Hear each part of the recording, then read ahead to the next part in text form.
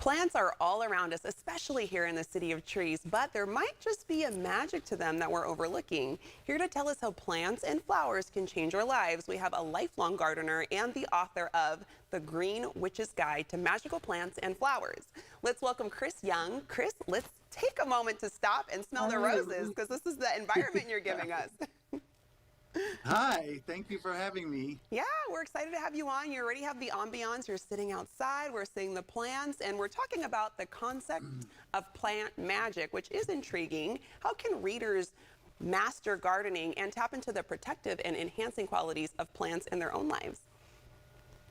Well, I'm sitting here with Basil as my co-star, and there's a lot of fun things you can do with basil. If you're having, there's a thing in our book that says basil, fresh and sweet, allow two angry hearts to meet. And if you're having trouble in your relationship, we recommend you serve some basil up. We have a great pesto recipe in our book. That's a good way to get it in your bellies or in the belly of your loved one. And there's lots of little things you can do. If you're having nightmares, put some basil under your pillow. If you're looking for some prosperity, put some dried basil under your doormat. Plants have all kinds of hidden magic that a lot of us don't know about. Oh, I have to ask, you mentioned... Our book is all love spells. Oh, okay. And I have to ask you about the basil. You said if you're having nightmares, put it under the pillow. What is the basil supposed to help with the nightmares? What will it do? It's supposed to take away negative energy. It's considered a protective plant.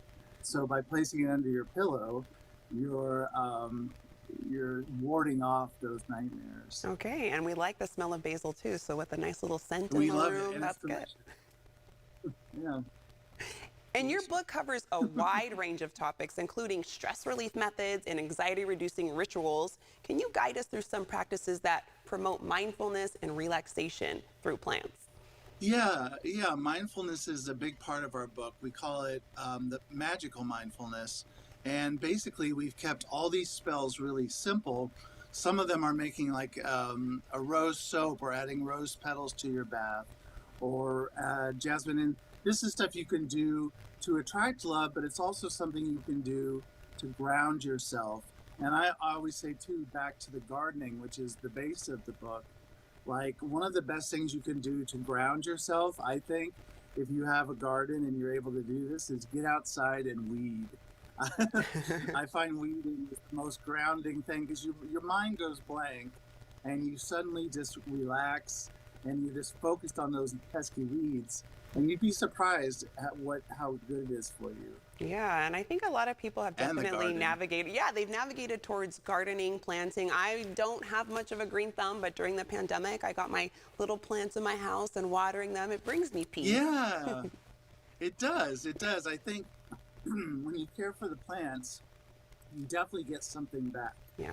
It's, you're helping the plants look their best, but they give you, I think, there's sort of an energy that comes back to you when you put into them. Yeah, and earlier so working in the garden is great. Yes, it does. It brings a lot of calmness, which a lot of us need in our days, but tend to overlook.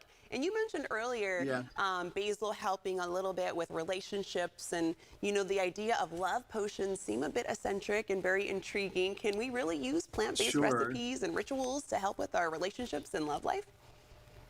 Yeah, you can. It's because it's really about intention.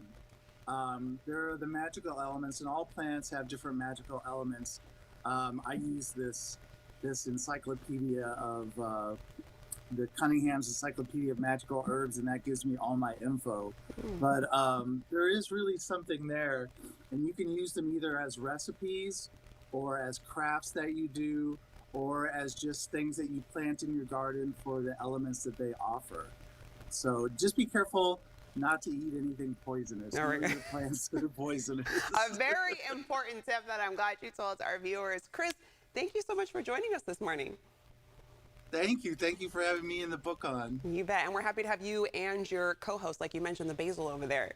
You can keep up with the work of Chris and his book's illustrator by following them on Instagram at that's the number 2 Green Witches, 2 Green Witches.